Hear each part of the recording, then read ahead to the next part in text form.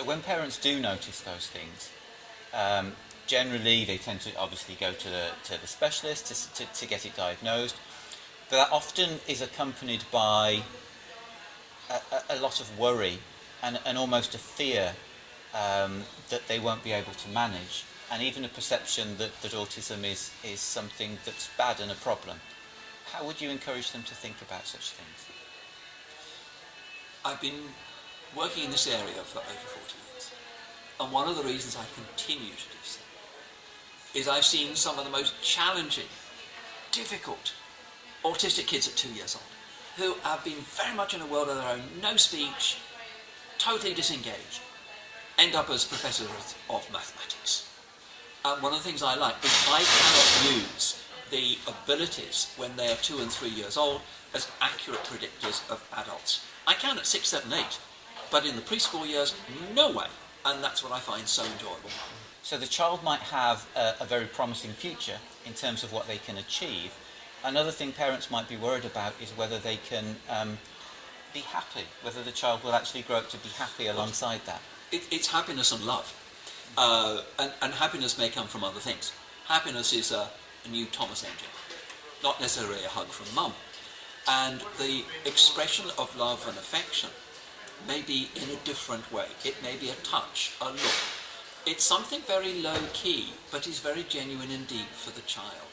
So it's changing your expectations in terms of what brings happiness to the child. It may be an event rather than an interpersonal experience. And love is certainly expressed, but it may be a subtle expression of love.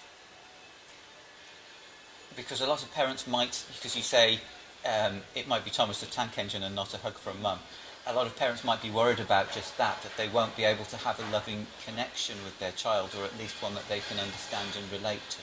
What would you say to them? Your child is different, and you have to adjust accordingly. There will be disappointments, but there will also be joy. And the joy may come from toilet training, which other families do automatically. There's nothing you do. But this takes time, and it's done. Learning to read, learning to make a friend, learning to socialise. Your achievements will be different, but they're probably going to be greater, actually, than parents of typical kids.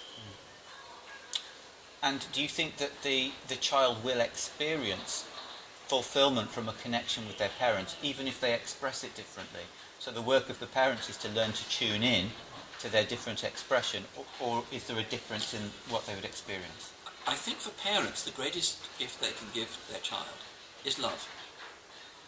And to know that despite their autism, they're loved for who they are, and that they're very brave in coping with autism, but they are very deeply loved and supported. Obviously there are other programs and so on to help that person, but one thing that parents can do is show acceptance. And when I look in the long term of those who have been successful in their eventual outcome, one of the key ingredients has been parental support rather than criticism.